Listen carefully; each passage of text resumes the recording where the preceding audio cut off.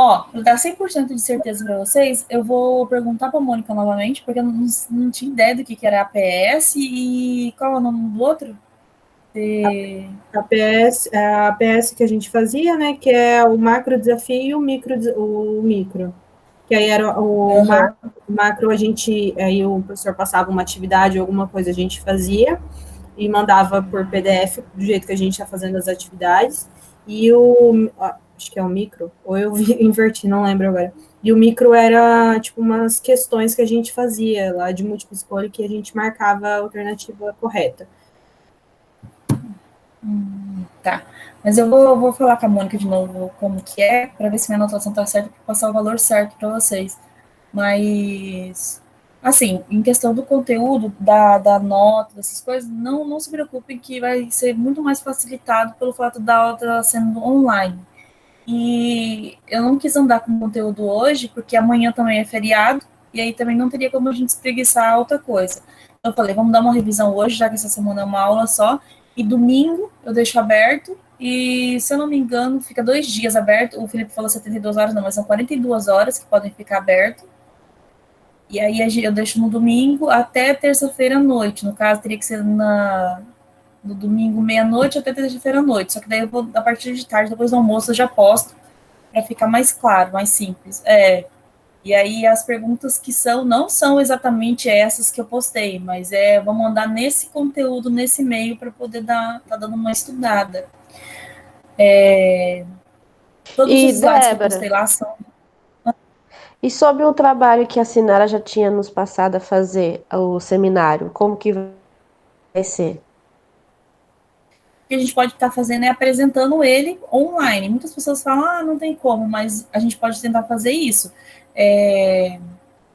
Seria todos que teriam que ver. Só no caso aí, cada vez, cada hora, um grupo vai, se junta, eu gero um link, mando para o grupo que vai apresentar e apresenta para mim, certo?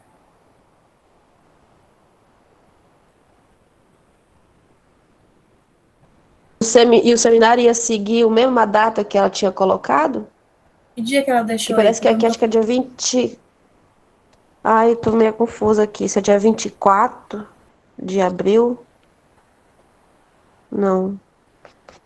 Pneu Não sei, eu tô... 4, traumático é 20. Ah, tá. É de Deixa eu pneuma aqui, só. parece. Não, Mas vocês já terminaram? Já adiantaram isso? não. Não porque igual, porque ficou sem saber se vai ter ou não, né? A gente já tem o tema. Só que acho que ninguém finalizou por causa disso. Acredito que nem todo mundo terminou, porque ficou sem saber se ia ter ou se ia deixar apresentar quando voltasse as aulas da presencial. Gente, vamos deixar esse negócio de seminário em stand-by. Assim, é uma opção que teria, só que eu não quero sobrecarregar vocês o fato de que, querendo ou não, é cansativo e não tem uma interação tão grande como se fosse na presencial. Vamos ter fé que a gente vai voltar logo, e aí a gente deixa isso nem se for para o final do semestre, se der tudo certo. Eu prefiro a gente tocar do jeito que tá, tipo, não sei para vocês, mas está tranquilo desse modo. A prova fica 2 dias aberta, dá tempo de vocês abrir slide de tudo que eu tenho jeito para tentar pesquisar o que seja que for, entendeu?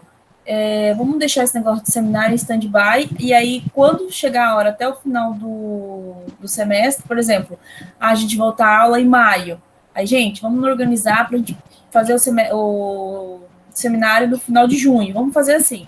Mas se caso chegar ao final do semestre não deu. A gente se organiza para fazer isso de outra forma. Oi, professora.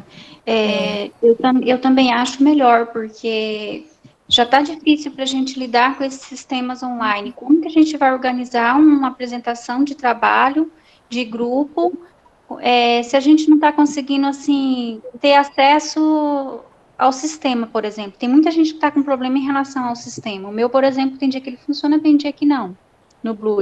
Então, é muito complicado a gente organizar a apresentação de um trabalho com integrantes de grupo que às vezes não moram nem sequer na mesma cidade, então vai ficar bem complicadinho mesmo. Então, E outra vamos coisa que vai pegar em questão das atividades também, pelo menos em N1, se permanecer, né, e tal, em N1 dava para fazer esse jogo, né, de das atividades, porque era 2 pontos do trabalho também. Não, daí, no caso, 2 pontos de trabalho, ou vai ser dividido nas atividades que foram feitas e a prova, ou joga tudo para a prova, ou joga tudo para atividade. Eu vou estar falando com a Mônica, e aí eu falo para vocês, tá bom? Professora, mas em relação às APS, tem alguma objeção que não possa ser feita às APS, como era antigamente? Não, até agora não, só que assim, a ideia da São Lucas é não sobrecarregar também os alunos, né? Tocando o bonde conforme tá. E aí a Mônica não falou que suspendeu, mas por enquanto tocar o bonde dessa maneira, entendeu? Dividir essa pontuação da forma como já está sendo, já está acontecendo, então, né? Sim, sim. Não vamos querer colocar muito mais coisas que aí pode dificultar e até mesmo desanimar a questão do estudo. Mesmo a gente, o professor estando online com vocês, eu estando aqui tirando a dúvida com vocês, não é a mesma coisa de estar na sala de aula, é a mesma coisa a gente está falando aqui, lógico, olha, é assim, é assado. Mas a questão é não desanimar e não sobrecarregar, né? Então, por enquanto, vamos deixar tanto o seminário quanto os APS, tudo em stand-by, para quando a gente precisar, a gente religa de volta essas coisas. Melhor assim, professor, que nós já estamos atarefados demais. Se Sim, tivéssemos tanto um que sistema que funcione, né, mas infelizmente esse sistema não está funcionando como deveria. Infelizmente, as pessoas reclamam muito das faculdades EADs, mas as faculdades EADs são bem organizadas nesse quesito, tá? Os materiais, as provas, os trabalhos, assim, é um sistema, não estou falando dos professores, estou falando do sistema. É um sistema que você entra e está tudo lá, tudo muito bem organizado, bem planejado, entendeu? Agora, Mas eu acho, Ruth, também, porque nem a Solux estava imaginando que acho que acaba ficando meio pesado, porque é o curso, é os cursos todos, né? Aí pegaram todo mundo de o que a surpresa. Jéssica falou é verdade. Esse final de semana, no domingo, acho que das 2 às 3, o servidor parou. Porque o pessoal lá do TI da São Lucas, eles estavam tentando melhorar o tanto que poderia a amplitude do sistema.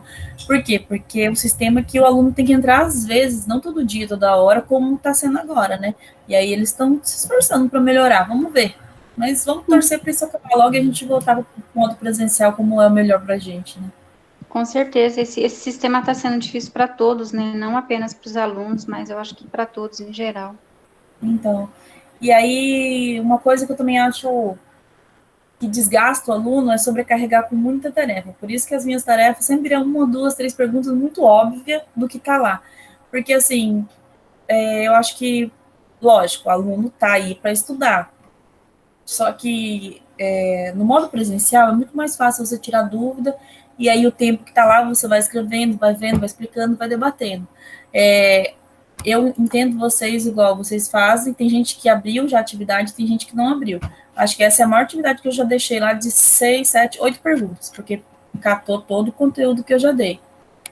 Mas normalmente eu deixo 1 ou 2, 3 no máximo, porque é o que tem que estar no slide e é o que vocês entenderam. Porque para sair, e um artigo que eu deixei, para sair pesquisando em outras áreas, isso eu acho super importante e super necessário para o aluno aprender, não só com o professor falando, mas no momento que a gente está, às vezes alguns podem até falar assim, nossa, mas 2, 3 perguntas, o que eu estou aprendendo com isso? Eu só não quero sobrecarregar vocês no modo de aprender, porque se fosse presencial, com certeza a gente estaria cobrando um pouquinho mais, né?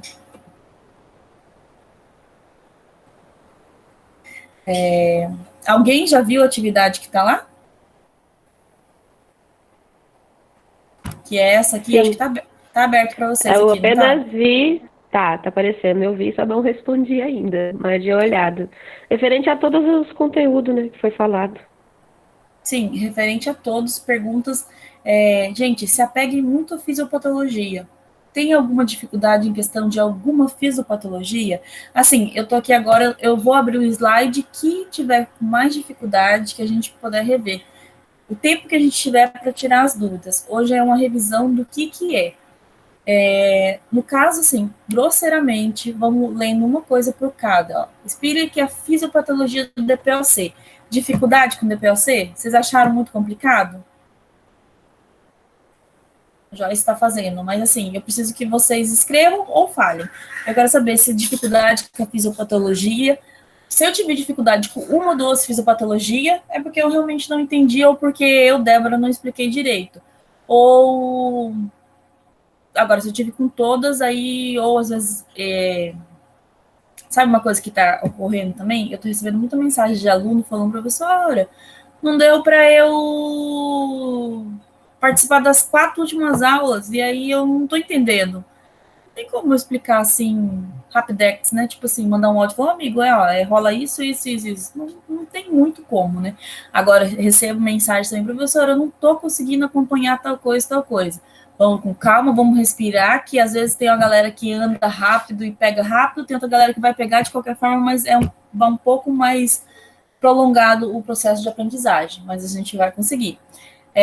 A pergunta do desespero. Professora, você vai colocar estudo de caso sobre ventilação? Não, não vou colocar agora sobre estudo de caso. Vou fazer uma atividade depois, para quando a gente fizer a próxima prova, tanto presencial, se for, ou online, aí sim vai ter estudo de caso. De vocês terem que arrumar a ventilação. Eu estava meio preocupado, porque no caso clínico, na última aula, sua explicação do caso clínico, não tive como prestar muita atenção, porque eu tive minha crise de alergia. Então, aí eu fiquei bem preocupada que eu não estava entendendo muito essa parte da ventilação. Não, e aí eu acho que as minhas aulas, mesmo sendo com slide, eu acho que tem que ser um pouco mais dinâmica.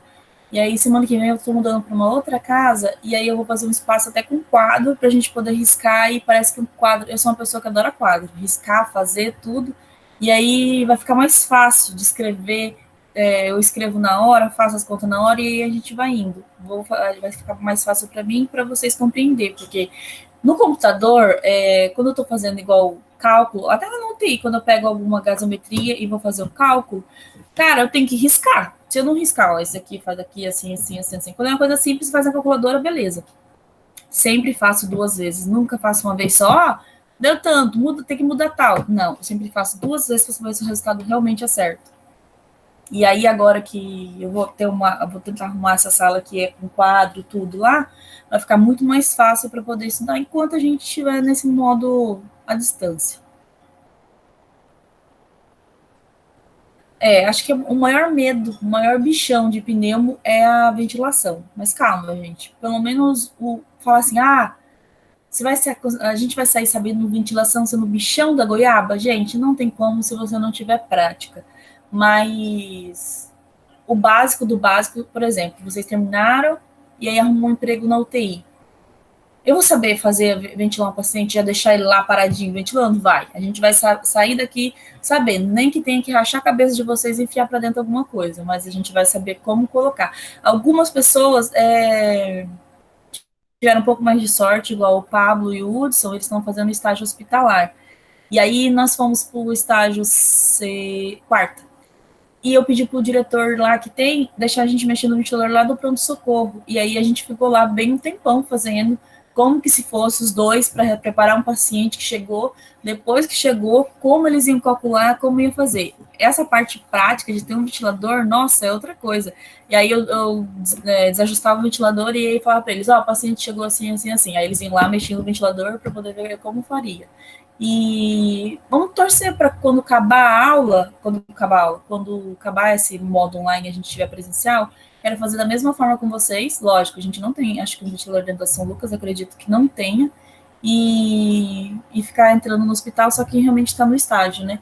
Mas escrever na lousa como que tá, ir lá rabiscar, eu fazer o gráfico, mostrar, isso aí vai ser uma coisa muito presente. Então, tirem essa vergonha de falar ou de fazer, porque eu sou uma pessoa que gosta de todo mundo em pé, no meio da sala, andando, indo no quadro, rabiscando, para poder me responder. Eu faço muitas perguntas e levo muita gente para o quadro, e aí vamos para o quadro, vamos responder, e aí, o que você vai fazer? Como que vai fazer? E aí a gente vai melhorar a questão do medo da ventilação mecânica. Ponto. Aquilo que eu falei semana passada, na verdade, a Sinara já tinha vindo com o conteúdo dela de ventilação, né? Agora eu estou pegando e estou tentando passar, assim, a fisiopatologia e pegar a ventilação para a gente trabalhar aquela fisiopatologia.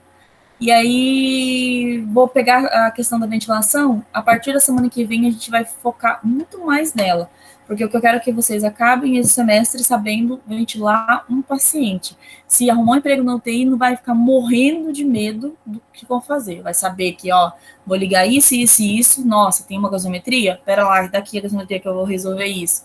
Ah, vão falar assim, nossa, aquela fisioterapeuta Joyce, menina mal formou e ela sabe fazer o negócio, cara, vai saber, vai melhorar os paranauê do negócio aí. Em questão da prova, vai sim, Joyce. Em questão da prova, vai ser simples. Eu não sei, acredito que 10 questões.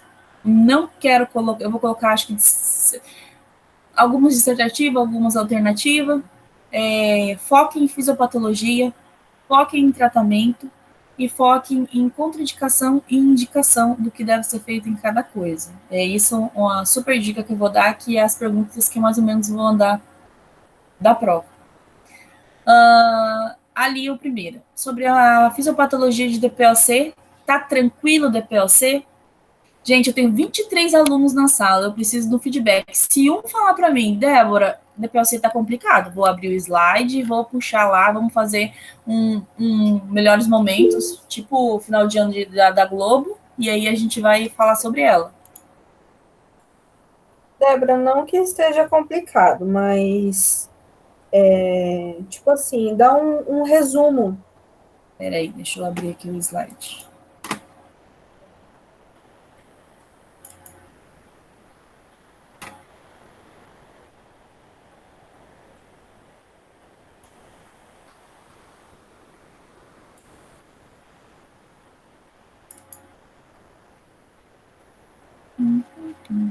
Abriu para vocês, né?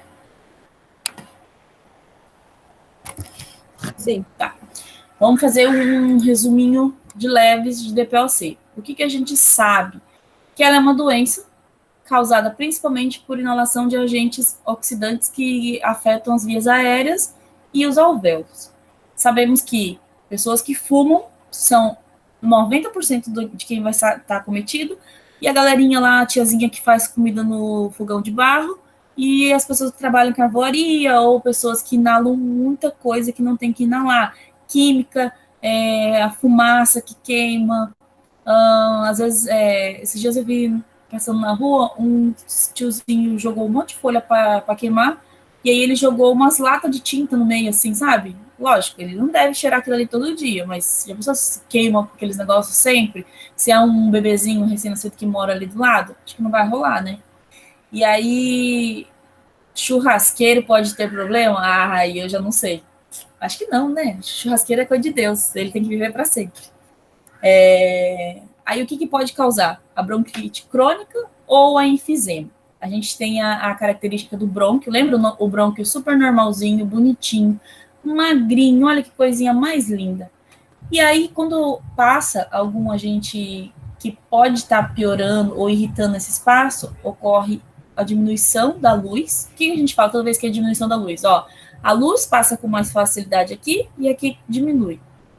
E aí, ocorre uma hipertrofia dos músculos do brônquio e o aumento não da produção das células caliciformes, que elas são as que produzem o muco.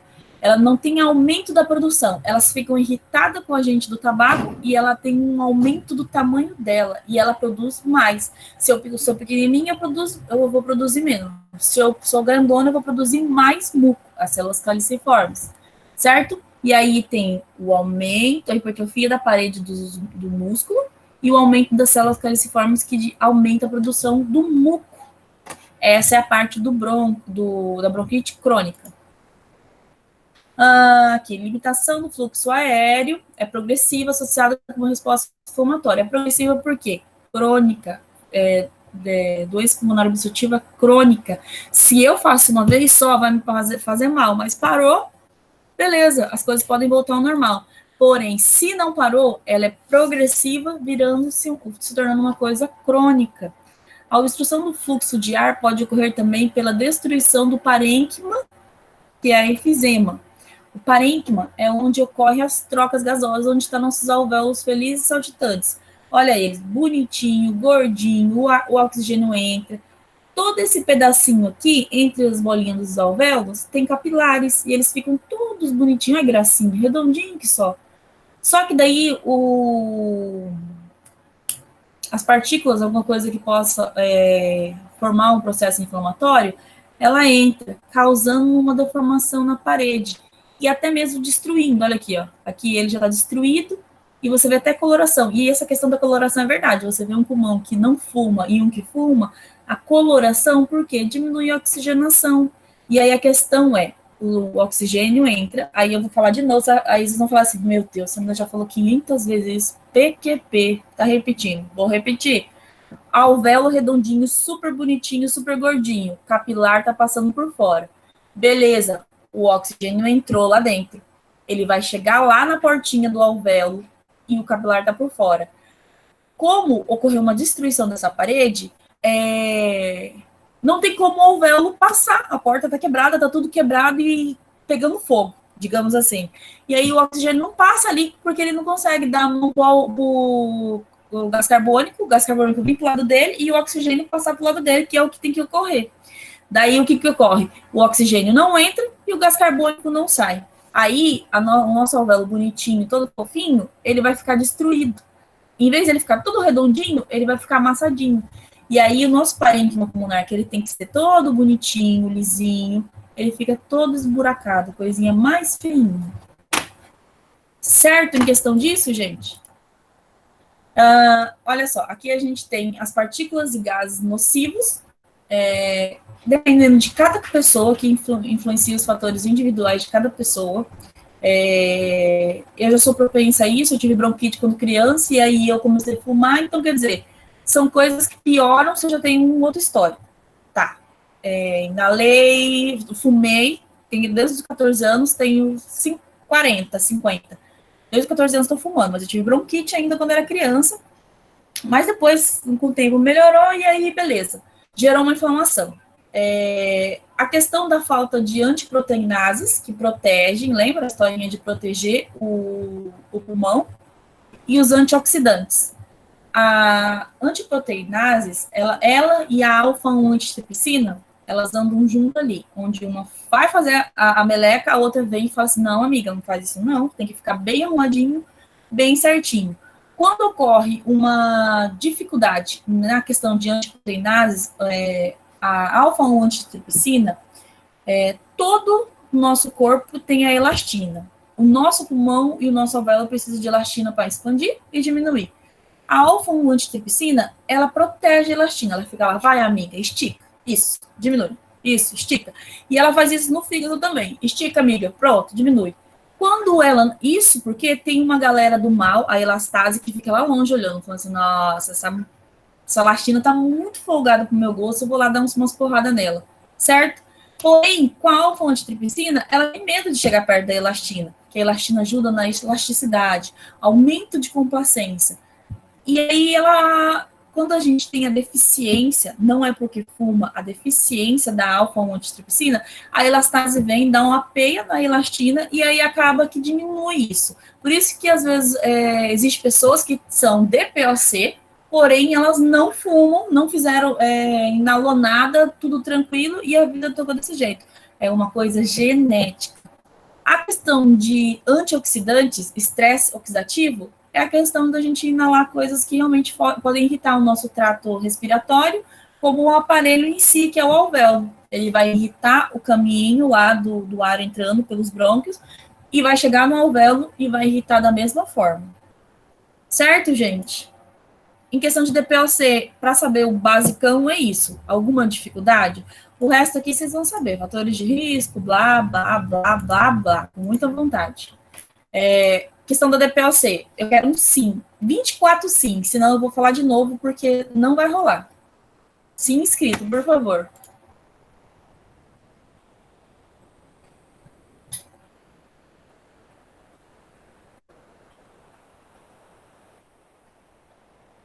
Eu não tô contando, mas tem bastante sim.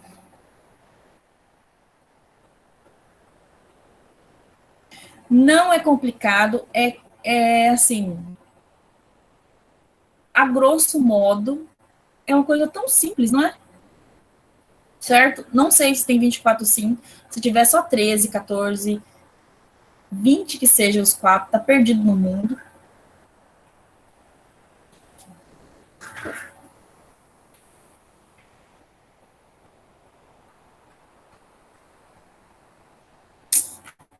Certo.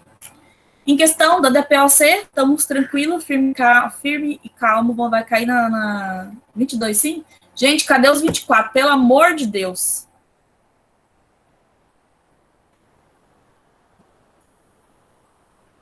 Aí, menina, deixando eu estressada. Cadê outro? A questão da fisiopatologia da asma. Tranquilo. A fisiopatologia da asma. Deixa eu achar onde que tá o meu slide da asma.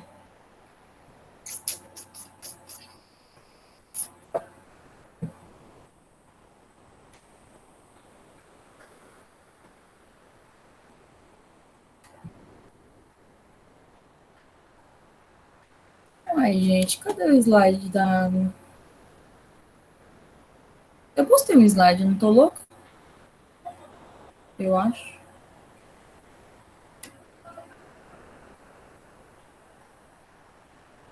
Você.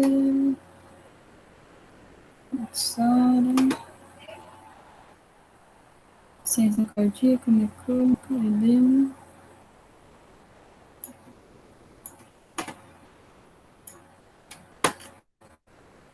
Não estou achando o slide da. Achei.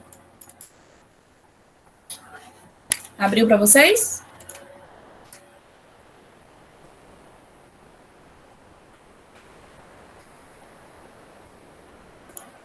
Muito obrigada. Você pede a princesinha do Agreste. Ela que sempre me responde rápido.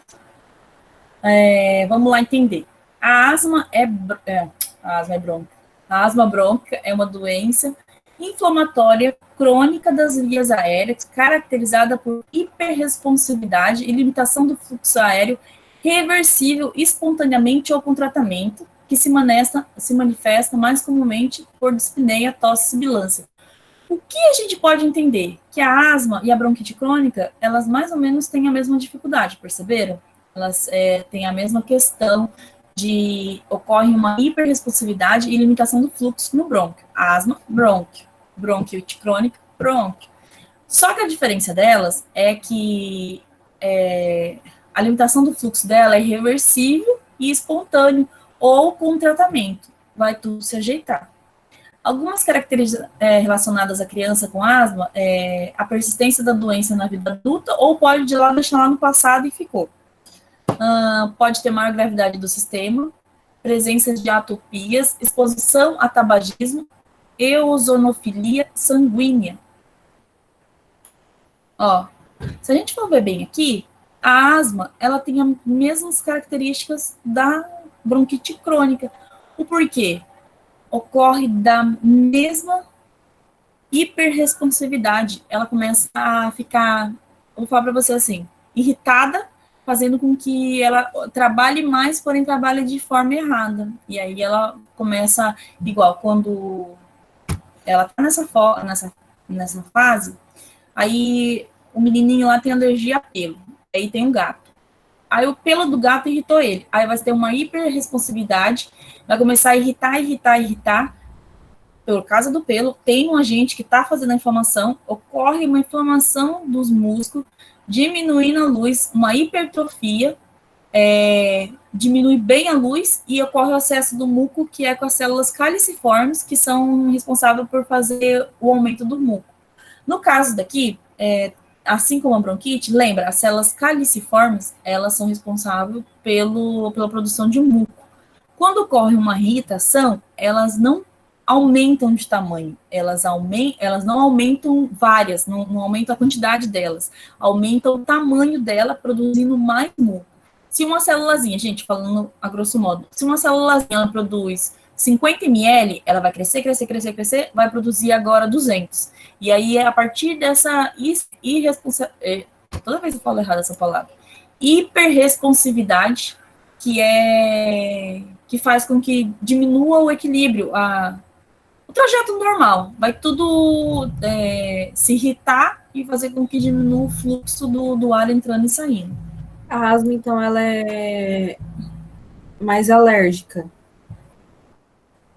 Assim, a questão do brônquio, ele se irrita por qualquer coisa inalada que eu digo. Fumaça, a tiazinha do carvão lá, os caras do carvão, a tiazinha. A fumaça e alguma coisa inalada quimicamente. No caso, a asma, tem pessoas que comem já irrita, tem questão do gato, tem questão do pelo da cama, tem questão da fronha que tem que ser trocada todo dia, tem questão que, às vezes, do cheiro do perfume do amigo do lado. Então, quer dizer, é uma coisa mais comum de você se irritar quem tem asma. Só que, porém, ela é mais fácil de ser controlada, tratada, e às vezes ela pode até sumir quando é no decorrer da infância, né? Certo? Em questão da asma, gente, o resto é tudo conversa. Diagnóstico, sinais, sintomas, blá, blá, blá, blá. Sim? Preciso, de novo, de 25 sim. Gente, não entendeu, não tenha medo de falar o que é. Eu não entendi tal coisa. Fale. Se eu não souber explicar, eu vou falar, olha, eu não sei. Vou pesquisar e te explico. Mas é isso que eu quero. Coisas simples e compactas que vão ser respondidas na hora da prova. Não gosto de pergunta que é respondida com texto e no fim não tem nada escrito. Responda breve. Explique a fisiopatologia da asma. Breve. O Clodoaldo sempre me briga comigo, porque eu sou muito breve nas coisas e ele fala que eu tenho que explicar mais as coisas. Não, mas também não vai me... Às vezes tem gente que escreve 10 linhas e aí no fim não falou nada. Aí tem gente que escreve 3, 4 linhas e respondeu tudo. Explique a fisiopatologia da asma. Tem um garotinho de 4 anos, toda vez que ele cata o gato da vizinha, ele pega o gato, ele começa a espirrar, ele fica com falta de ar. Ponto. E aí? O que contou? Só do gato. Não, tem o garoto de 3 anos, que ele pega o gato da vizinha, ele passa mal. O pelo entra, irrita os brônquios dele, diminui a luz, causa uma hiperresponsividade que faz isso. Assim é bonitinho. Asma tá ok para a vida da gente? Levou para a vida inteira, especialistas em asma, certo?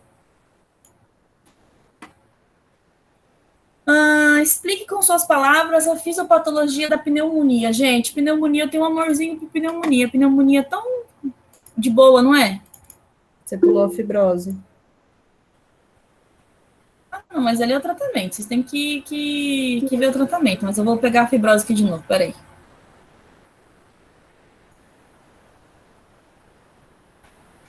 Vamos lá na fibrose. Ó, deixa eu ver se eu deixo esse daqui. Bora lá. A definição da fibrose pulmonar idiopática é uma doença crônica e progressiva de causa desconhecida.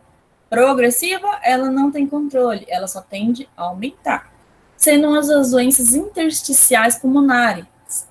Intersticial, interstício pulmonar, lá dentro dos alvéolos, a questão é o motor. Se o pulmão fosse um carrinho, os alvéolos é o motor, e eles estão no interstício pulmonar. Então, a fibrose, ela afeta a questão do interstício. Acomete o parênquima pulmonar de forma progressiva, caracterizando com a infiltração celular inflamatória crônica, com variáveis graus de fibrose intersticial. Ponto. Frequentemente mais em adultos masculinos, a partir da sexta década, a galera lá de 60 anos está enrolada, e raramente em idade inferior a 40. Se manifesta no padrão de pneumonia intersticial, compreende uma variedade de afecções que possuem em comum o acometimento do interstício pulmonar por distorção, fibrose ou destruição. Ou seja, vamos ler o próximo, daí eu já falo tudo de uma vez.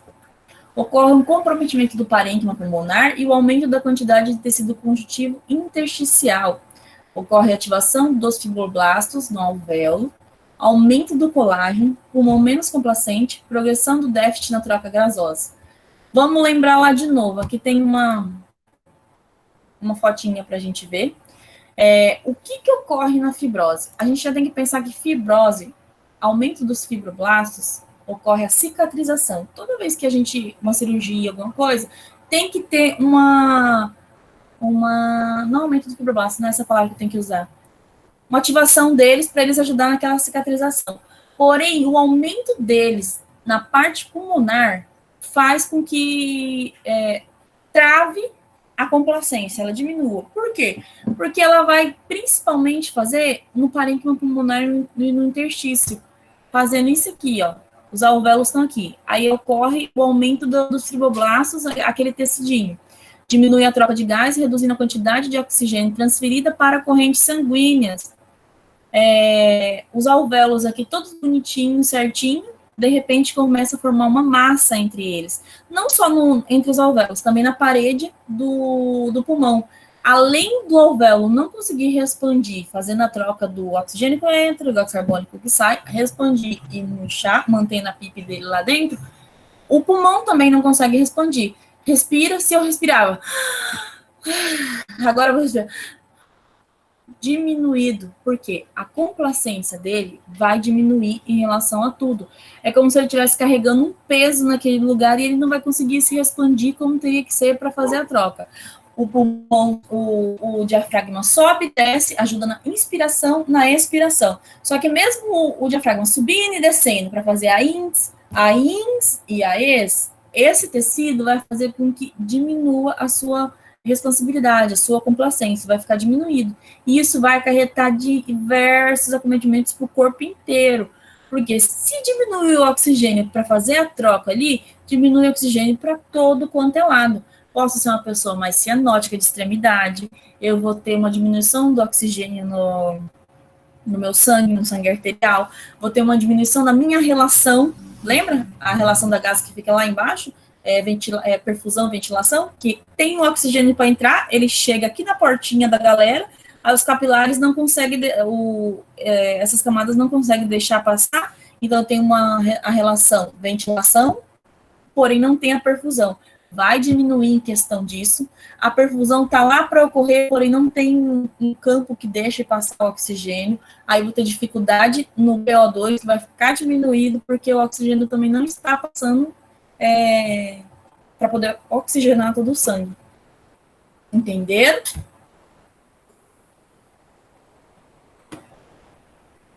Pode começar de inúmeras formas, uma doença crônica progressiva, no padrão de pneumonia intersticial.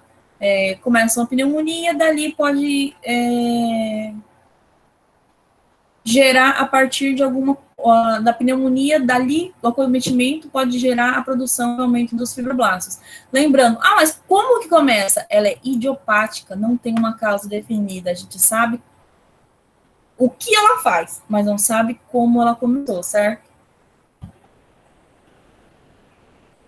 E aí, galera? Certo?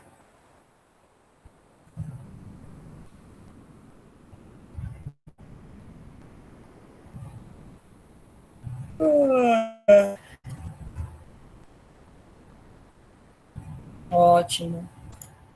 Quem tiver alguma dúvida, pergunte, por favor. Não, isso não é meu. Pneumonia, deixa eu ver onde que tá aqui.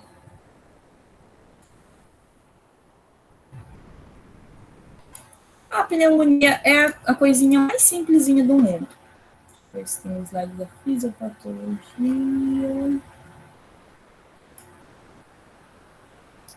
Vou ver aqui.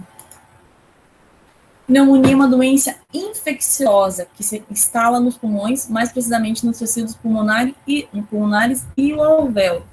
Na pneumonia, o alvéolo, que deveria ter apenas ar, fica cheio de secreção purulenta. Nesses alvéolos não há troca gasosa. Quanto mais alvéolo acometido, mais extensa é a pneumonia e mais grave é o quadro. Gente, lembra a pneumonia? Tudo bonitinho, também o modo com que a pessoa foi infectada. Comunitária, hospitalar, o tempo de evolução dela, aguda, subaguda e crônica, se ela foi lobar ou no lobo que foi infiltrado, acometido no pulmão, infiltrado intersticial, se é uma broncopneumonia, a diferença da pneumonia e da broncopneumonia. Lembra, os broncos são mais espalhadinhos quando você vê no raio-x? Então, a broncopneumonia, ela pode se formar mais espalhada, você tem vários focos. A pneumonia, ela é uma coisinha mais quietinha, uma bolinha de algodão, que é quando a gente fala que vê no raio-x. Como foi a local de aquisição? Comunitário hospitalar. Tanto um lugar como outro, você pode estar adquirindo a pneumonia por algum agente que entrou na sua via aérea, foi até lá dentro do seu alvéolo e causou uma irritação, gerando um acúmulo de secreção e uma inflamação na parede dos alvéolos. De todos os acometimentos, eu acredito que a pneumonia é a coisa mais simples de todos, não é uma coisa boa de se tratar. Por quê? Porque dependendo do que foi lá no seu alvéolo e se tornou uma coisa mais infecciosa e gerou aquela secreção, a secreção também vai dificultar a entrada do oxigênio para trocar com gás carbônico. Dependendo do antibiótico que você tomar, se já for muito no começo, rapidinho isso tudo se resolve. Ela pode evoluir tanto para uma broncopneumonia, aquele processo infeccioso cair em mais lugares, como também um derrame pleural. Lembra no raio-x que eu mandei numa outra atividade? A pneumonia é uma coisa mais velada. Nem sempre é uma bolinha de algodão, como a gente fala. Bola de algodão, a gente associa a pneumonia no raio-x. Mas é uma coisinha mais certinha, mais atelectasiada, que é onde os alvéolos estão mais nas periferias que podem ocorrer. Ou na saída mesmo do ar para dentro do pulmão. E aí, várias pneumonias próximas, que a gente pode imaginar que um saquinho daqueles alvéolos está cheio de líquido, outra do lado, outra do lado, outra do lado, outra do lado, a gente tem um derrame pleural. E isso aí a gente vai ver, vocês já viram, mas depois a gente vai ver com mais calma o que é o derrame pleural e como a gente vai poder tratar. Mas a questão da pneumonia, super tranquila, né? Ela pode ser viral, por um vírus, bacteriana, fungicida, química, aspirativa. Uma criança aspirou leite, aspirou uma comida, química, cara lá que eu falei que tá lixando e pintando um carro e sem máscara, tá inalando aquilo lá, fungos, pode afetar isso. Esse de fungos, eu não lembro o nome da atriz, Brittany Murphy, um negócio assim, ela fazia um filme de comédia romântica mais antiguinho, você passa, vira e mexe na sessão da tarde. Diz que ela comprou uma casa nova e aí o sótão da casa estava infestado de fungos. E aí ela e o marido dela, aí a família falou para eles saírem da casa porque para dar uma limpada naquilo. Ela, não, isso aqui não vai dar nada não, a gente vai aos poucos, vamos limpando isso, porque é no sótão mesmo, que é em cima. Aí parece que não deu umas 2, 3 semanas, ela pegou uma pneumonia fúngica, e aí foi parar para o hospital, o marido dela também. Tanto ela como o marido morreram, porque além de ficar, já estavam, aquela forma de velho falar, tá incubada da pessoa, e aí foi evoluindo, e ainda mesmo você tratando, e você tá ali presente com a gente que tá te causando mal, aí ela e o marido dela morreu. Depois vocês procuram sobre isso, Brittany Murphy, um negócio assim. Foi de uma pneumonia por causa de fungos. Bacteriana, uma bactéria. E o vírus, galerão, o coronavírus aí, tá super presente na vida de todos. Fora isso, pneumonia tá ok?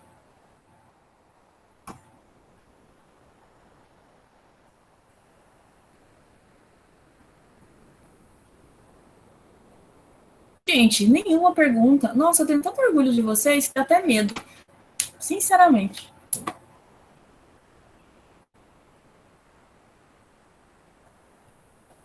Eu estou chegando a minha vez. A minha só vai ser a 8, a minha dúvida. Meu pai.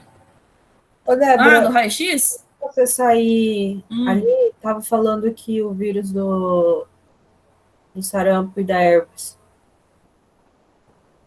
dava a questão da pneumonia.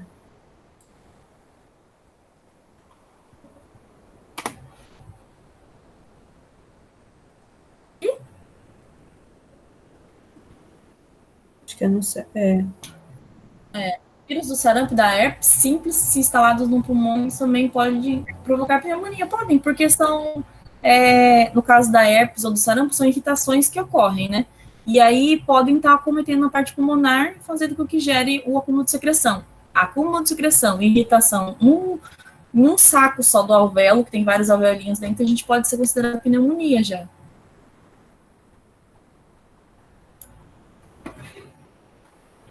Ah, tá, mas aí no caso seria só, tipo, a herpes simples, né? Sim, é igual tá ali, é herpes simples, não aquelas herpes super mirabolantes que a gente já sabe que existem. Pneumonia a gente já viu. Deixa eu ver.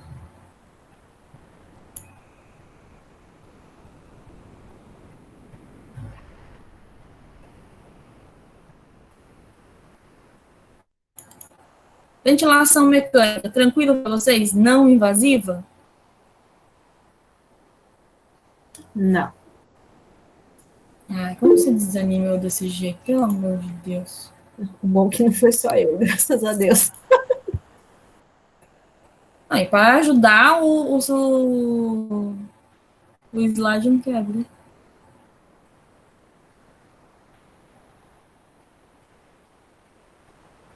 Espera que eu vou achar outro aqui.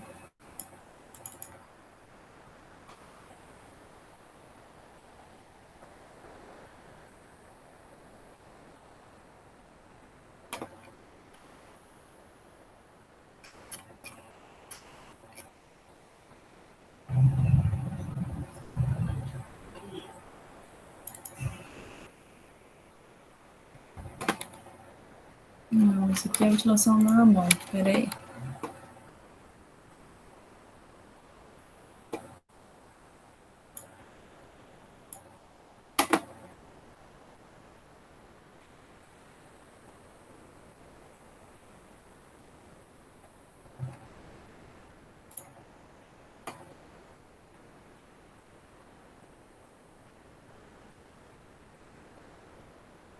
Gente, eu não tô achando onde está o slide. Vou ter que baixar lá do...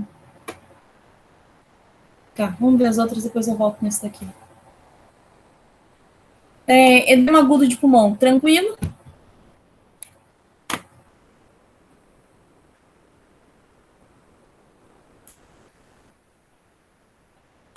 Edema agudo de pulmão, sim, Carolina. Sim, Felipe Luiz, Rogério, Ronaldo. Tudo tranquilo. Edema é a inundação de todas as inflamações que existem. Vamos pensar desse modo. Tudo o que existe de inflamação, a pneumonia, deixa eu ver, a pneumonia, o derrame pleural, tudo pode gerar um edema agudo de pulmão. Vamos ver aqui, ó. Síndrome clínica em que ocorre o acúmulo de um fluido nos espaços alveolares e intersticiais do pulmão, podendo ser decorrente de causas diversas. Ah, mas daí tá no mesmo modo, não. Além dele inundar aqui, ele inunda por fora também. Aí vocês vão ver a diferença, que é isso aqui, ó.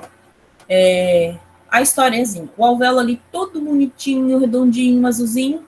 O capilar pulmonar que passa ali todo saltitante. Cada hora vai sair um oxigênio e entrar o oxigênio e sair um CO2.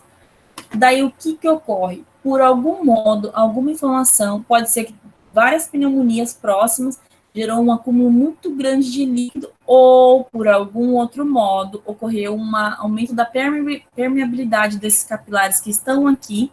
Aqui pode estar cheio de sangue, aqui pode estar cheio de linfa, porém, quando é edema agudo de pulmão, normalmente a gente pode também ter sangue, que uma das coisas que você pode estar aspirando o paciente. Ele é uma patologia pulmonar, você foi lá, aspirou o paciente, o líquido que vai sair, eles falam um líquido de cor rósea. Mas, na verdade, é a coloração, aquele suco de morango claro, assim, sabe? Aquele, bem assim, uma amora, assim, que você bate com bastante água, fica aquela coisa meio eca mesmo, Joyce.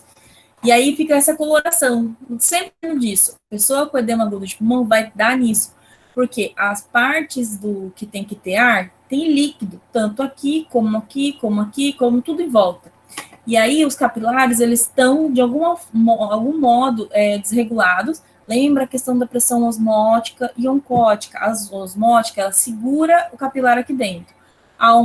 O líquido dentro do capilar, a osmótica. A oncótica, ela deixa sair um pouquinho de cada vez. Quando elas desregulam, a que tem que deixar sair, sai de uma vez, a que não tem que deixar sair, também deixa sair. Aí acaba deixando o lugar inundado. Aí a gente tem um edema agudo de pulmão. De pulmão por quê? porque essa inundação pode estar ocorrendo no pulmão, mas pode ser algum defeito que está vindo lá do rim. A parte renal dele, a parte metabólica pode estar desajustada, não está filtrando direito. E aí, o porquê que esse capilar começou a fazer isso agora do nada, em aumento da permeabilidade? Porque lá de baixo pode estar dando alguma coisa errada. E aí, sobrecarrega os canais, as veias, as artérias, ficam super sobrecarregadas. E aí faz com que eles descarreguem em algum lugar. E um que é super legal é o pulmão. Eu sempre falo lá pro rim, tá com problema aí? Manda aí que a gente dá um jeitinho aqui em cima. Só que o pulmão, ele é muito papudo. Ele fala assim, não, manda aí que nós dá um jeito. Chega lá em cima, ele, porque algum modo vai dar errado, entendeu? Pulmão bobo, coisa feia, não pode fazer isso. Porque daí o rim faz a cagada de não querer filtrar, aí ele lá faz, manda aí esse líquido aí que a gente vai dar um jeito aqui agora. Mentira, o agora dele, se, beleza, ocorreu isso, ele vai para um UTI, vai para um centro hospitalar, alguma coisa, já dá um diurético legal nele, já faz uma hemodiálise no tapa, o homem seca na hora, acabou o edema. Agora, se fica aí enrolando, gente, não vamos mentir, a questão do SUS às vezes enrola um pouco, né? Aí o cara tem que fazer uma hemodiálise de emergência, nunca fez, não precisa, descobriu agora que tem um problema renal, e aí rola de não fazer a hemodiálise, e aí? O cara vai ficar acumulando líquido de qualquer forma, né? A questão da fisiopatologia pode ser um edema agudo pulmonar cardiogênico e não cardiogênico. O não cardiogênico, ele ocorre de inflamação e aumento da permeabilidade do capilar com exudato. Lembra o exudato? O líquido cheio de sujeirinha, cheio de agentes de inflamação, é o líquido feio. Já o edema agudo cardiogênico, ele é um líquido transsudato, que é um líquido feio, mas é mais bonitinho que o exudato. Ele é um líquido que pode ocorrer em qualquer canto, quando ocorre um edema no lugar, você bate, nossa, ficou inchado. Normalmente é transsudato, porque você não tem um problema inflamatório. Se tivesse algum problema inflamatório, uma ferida que você caiu, machucou o joelho e aquela região ficou edemaciada, pode quase ter certeza que é exudato, porque é um líquido rico em proliferação de algum agente que está fazendo uma infecção, entendeu? E aí os edema agudo cardiogênicos, eles são possivelmente com transsudato. Por quê? Porque lembra a historinha que eu falei? Ventrículo esquerdo, átrio esquerdo bonitinho, recebeu o sangue do pulmão. Ele recebeu o sangue do pulmão oxigenado, filé, o sangue tá tinindo, ele passa para o ventrículo esquerdo manda para o corpo. Essa é a dinâmica de qualquer ser vivo, certo? Porém, quando ocorre, a pessoa tem alguma cardiopatia, uma disfunção, ou um ICC, insuficiência cardíaca congestiva, o ventrículo, tanto esquerdo como direito, eles que adoram o pinote ou a válvula deles. E aí, no esquerdo, o que ocorre? Ocorre uma hipertrofia da musculatura do ventrículo. A cavidade do ventrículo, vamos imaginar que é desse tamanho assim. Aí, quando a pessoa tem uma cardiopatia, e aí o coração, essa parte tem que bater mais, é um músculo, quanto mais ele malhar, mais forte ele vai ficar. Ele continua desse tamanho, porém a luz dele fica só desse tamanho. Então, se ele antes conseguia guardar 500 ml para mandar para o corpo lá para baixo, ele só guarda 300. Mas o átrio tá bom para mandar 500. E aí os outros 200? Se ele mandou 300 pro ventrículo, o ventrículo tá lá malhadão, por alguma deficiência, alguma cardiopatia que ele tem, o ventrículo esquerdo tá lá malhadão, gordinho no mundo, e aí em vez dele mandar 300 para baixo e abrir para receber mais 500, que o átrio está mandando 500 para ele, só que ele só recebe 300 porque ele não tem o tamanho suficiente pela cardiopatia. Esses 300 estão lá. E os 200 que ficou lá no átrio? O átrio não vai falar. Ele fala assim, amigo, ou você pega ou eu devolvo lá para o fabricante. Não tem o que fazer. Ele manda de volta lá para o fabricante. Quem é? O pulmão. Chegou lá no pulmão, o pulmão fala, e aí? Aí a galera que tinha que estar seguindo o fluxo está voltando. Aí está de frente com um que já estava indo, estava voltando, vira um nó só.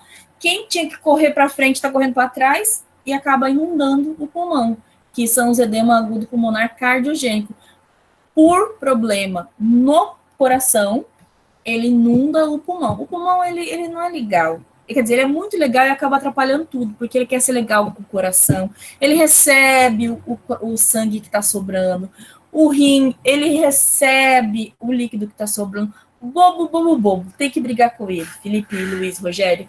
Tem que brigar com ele. Porque daí O coração tá lá com problema. Enquanto não arrumar o problema, a pessoa sempre vai ter alguma questão no pulmão, quem tem alguma cardiopatia. Todo mundo? Nem todo mundo, gente. Alguém, às vezes, tem a disfunção da pessoa que tem cardiopatia na válvula, lembra? Que tem na válvula mitral, ou também na válvula...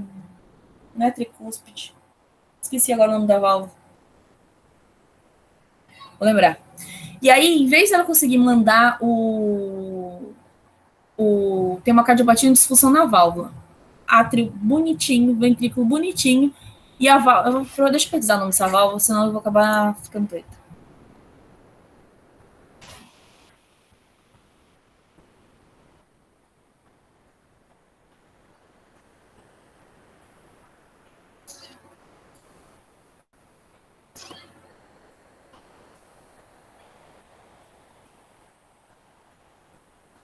Ai, menina cabeçuda, a válvula da aorta. E, ai, cara, também 10 anos para lembrar eu, né? A válvula da aorta. Às vezes as pessoas têm disfunção nela, mas é mais comum ter na válvula mitral. O que ocorre? A válvula mitral está entre o átrio e o ventrículo. Aí, ela... Gente, eu tô fazendo o negócio como se fosse a válvula, não me entendeu errado. Beleza? Aí, em vez dela ficar bem fechadinha, abrir... Tem que cortar o vídeo para gravar de novo? Não, eu vou... Diz que eu tô abrindo um canal do YouTube, gente. Com muita fé no coração, até o final do mês, até o final dessa semana eu consigo. Ah, tá. Não, tranquilo. Só não me entenda errado dos gestos que eu estou fazendo. Na hora de fechar a Joyce sempre no kkkk. Na hora de fechar a válvula, ela fecha. E aí o sangue está no átrio, ela abre, vai para o ventrículo. Fechou, ela abre a aórtica e vai para o corpo, certo? Se tiver alguma disfunção na válvula mitral, o sangue do átrio ele já começa digamos assim, gotejar e já cair no ventrículo. Força tanto que faz a válvula da aorta abrir e ir muito mais sangue que deveria ir. Isso é uma disfunção que, em termos, o pulmão às vezes acaba não sobrando muito para ele anteriormente. Porém, posteriormente, às vezes ocorre das pessoas ficar muito demasiado em membro inferior e aquele líquido voltar pela veia cava inferior e ir para o pulmão também, porque tem um acúmulo de líquido do depois, não no antes. O antes é quando ele está lá, voltou para o átrio volta para o pulmão. No depois, estava lá no ventrículo, despejou e foi embora. Um adulto tem uma válvula infantil? Eu não sei. Eu, pelo menos, nunca vi, Jéssica. Acredito que seja pior, né? Porque se a pessoa tem o corpo de um adulto e o tanto de sangue que ela vai mandar seria para um adulto e ser infantil, acho que essa válvula talvez não consiga segurar o suficiente o sangue que teria que ficar seguro durante um determinado tempo, né? Certo? Em questão do edema agudo de pulmão, gente?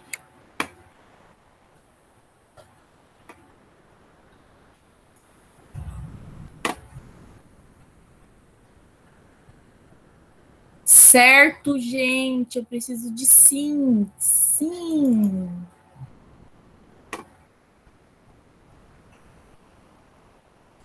Sim. Viu que lindo? Sim. Ai, gente, eu não tô achando meu slide aqui.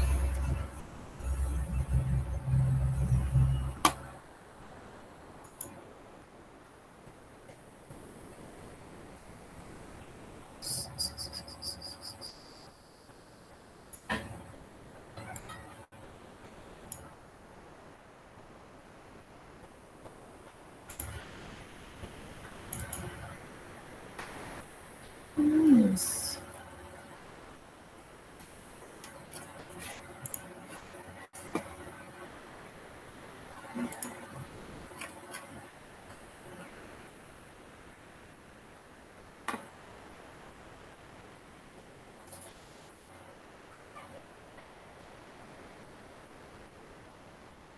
Tem atividade.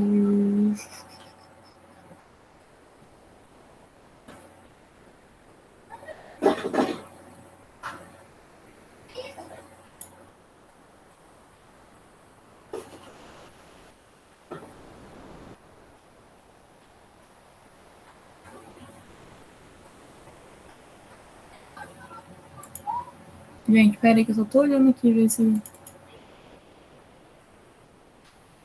Não, acho que não é esse.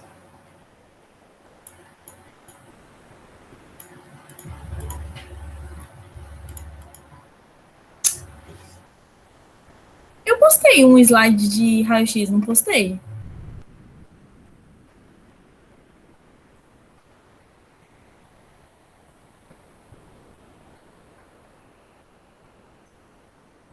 Que loucura.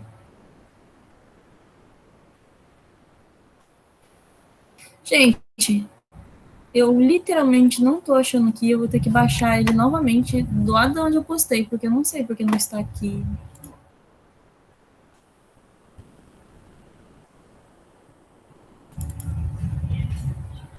Mas assim, para alegria de vocês, tirem a questão do raio-x e da ventilação mecânica não invasiva, tá?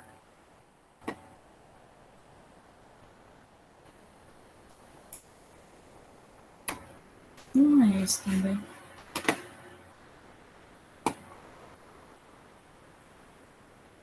Eu acho que eu apaguei. Só acho.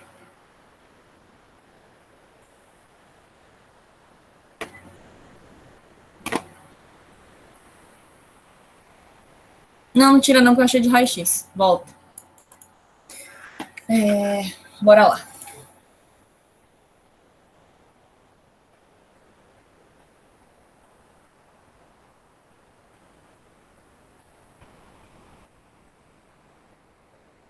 Nossa, Jéssica, eu falei isso porque o médico de Mineiro me falou que a minha válvula mitral não se desenvolveu corretamente. Aí ele falou que ficou com a válvula infantil, que por isso, Jéssica, então você, no caso, deveria fazer uma troca de válvula.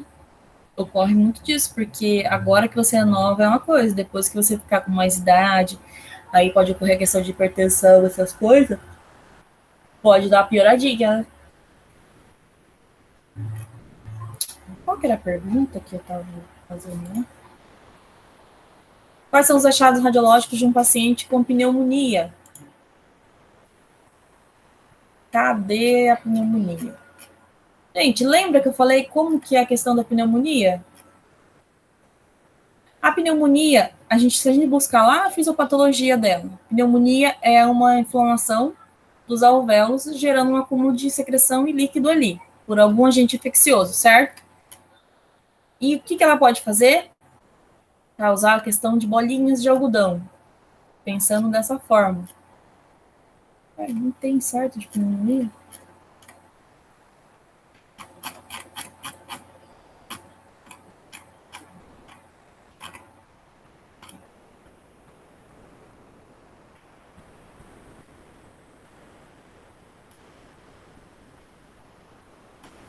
Não tem raio de pneumonia aqui. Não tem.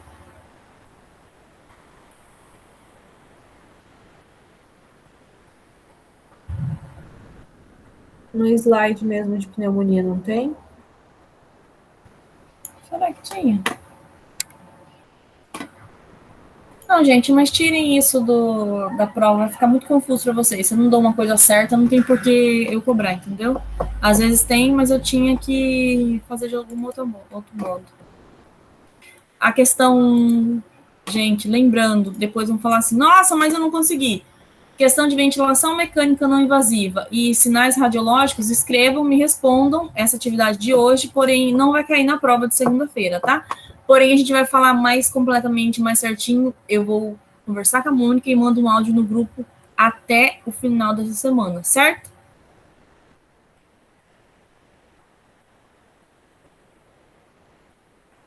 Débora, você poderia falar de novo? Só me tira uma dúvida. Para focar nos sinais e sintomas, tratamentos e objetivos terapêuticos, né? E mais o que eu me esqueci? A fisiopatologia.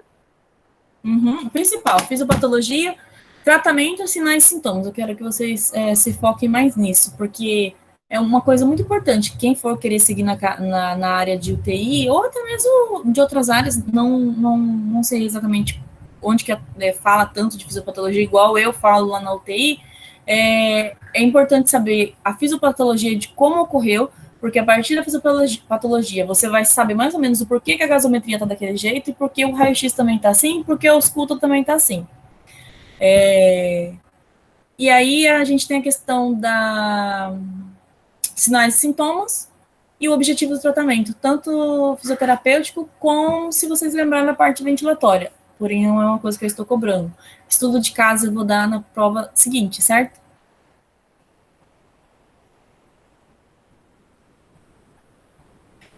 Jéssica, tem que se cuidar Ok, mesmo. Débora. Tá certo. Mais alguma dúvida?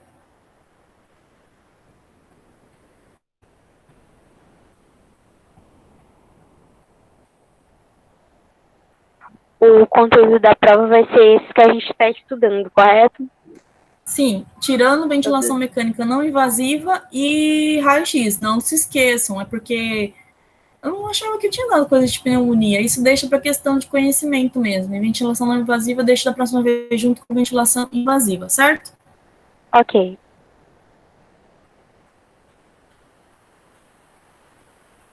Gente, alguma dúvida mais?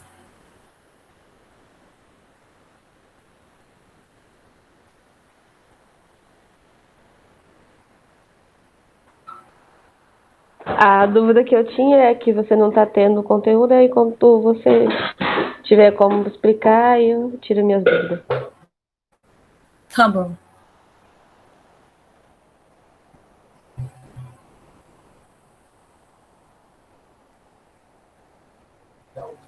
Em choque do que, Natália? Ah, e era para você hoje presencial. Gente, mas vai ter 2 dias e aí você ainda pode abrir o slide do lado da sua cara, fica muito fácil.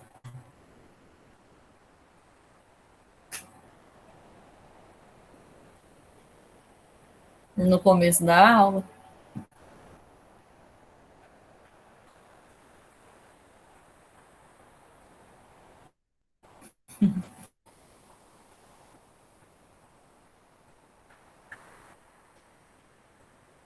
Certo, gente. Vamos terminar a atividade, estudar e talvez a gente se fala no grupo. Amanhã não vai ter aula, ou vai? Não, amanhã é feriado.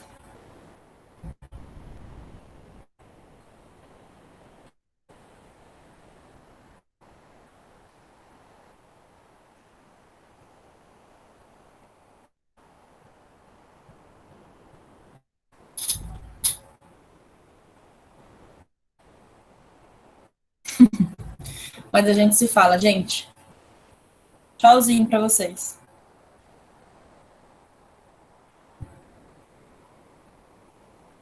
Tchau.